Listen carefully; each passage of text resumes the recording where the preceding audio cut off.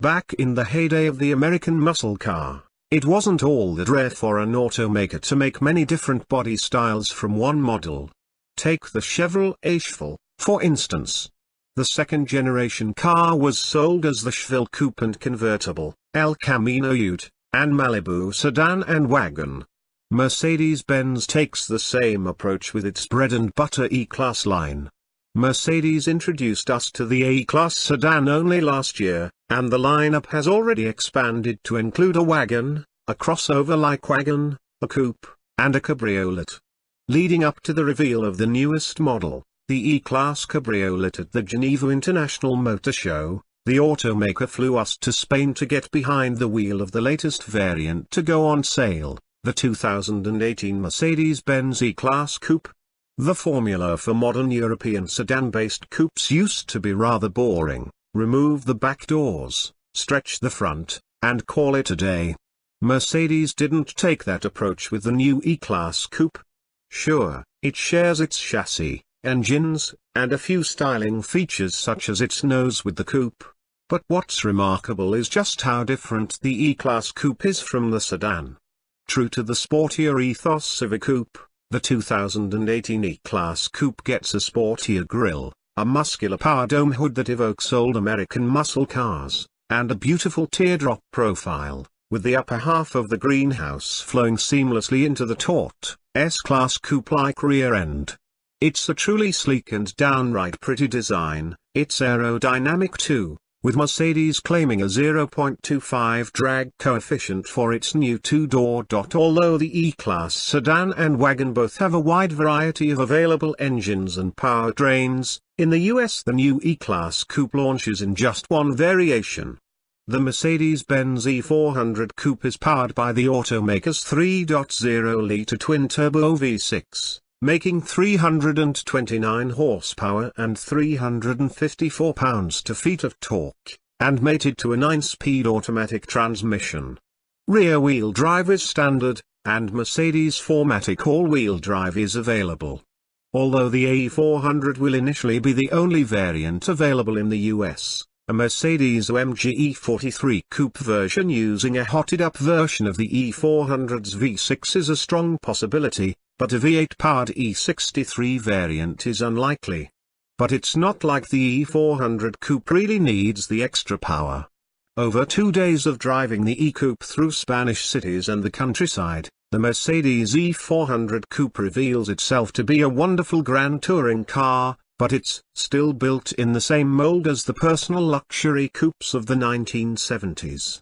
The twin-turbo V6's 329 horsepower is plenty to get the roughly 4,100-pound coupe going. Combined with the well-geared 9-speed auto, the engine doesn't suffer from any noticeable lag in the default comfort setting, and it happily purrs along quietly in the background. The E400 is a real cruiser in the American Boulevardier sense, not like your typical German Autobahn rocket. Throttle response is nicely tuned in comfort to be smooth and linear. The transmission is tuned well, too, firing off quick downshifts when necessary and without any gear hunting. Throttle and transmission response sharpens up a ton in Sport and Sport Plus modes, but I wouldn't bother. Comfort mode better suits the demeanor of the car. Unlike the always soft demeanor of the E-Class Coupe it replaces, the new generation does a remarkable job at balancing comfort and sportiness, or dynamism, as the Germans call it, on both pockmarked city streets and twisty country roads. The keys to that lie in its chassis and suspension systems. Thanks to the new E-Class modular chassis, Mercedes was able to shrink the new E-Class Coupe's wheelbase 2.6 inches versus the sedan, lower its center of gravity, and widen its front and rear track to help the coupe feel sporty and quick on its feet. That's only half the equation, though. Mercedes also fit the E-Coupe with 3 different suspension systems: direct control, the base no-frills suspension, dynamic body control, a suspension with adjustable electric damping, and magic body control, full air suspension. I didn't have the opportunity to sample the base suspension system, but I spent plenty of time with both the dynamic body control and magic body control units. From behind the wheel, there are very few discernible differences between the two suspension systems. On Barcelona's city streets, both handled potholes, trolley tracks, and the occasional pedestrian, I kid, without transmitting any of the punishment into the cabin. The differences are a bit more noticeable on twisty country roads, with the air suspension equipped E-Coupe exhibiting slightly less body roll, but the differences are so minor that it's arguably not worth the likely hefty price premium one would pay for the air suspension. Besides, the E400 Coupe isn't what you'd describe as a corner carver, though it's perfectly capable of doing so. It does so with a sense of "do I have to?" reluctance. Again, the E400 Coupe would much rather be cruising. Part of what makes the Mercedes E-Class Coupe such an exceptional cruiser is its cabin, which blends new technology with old-school luxury.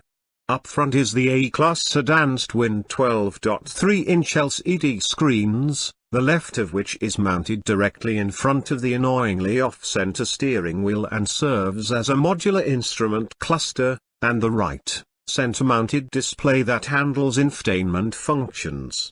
Both screens are controlled via touch-sensitive thumb pads on the corresponding sides of the steering wheel.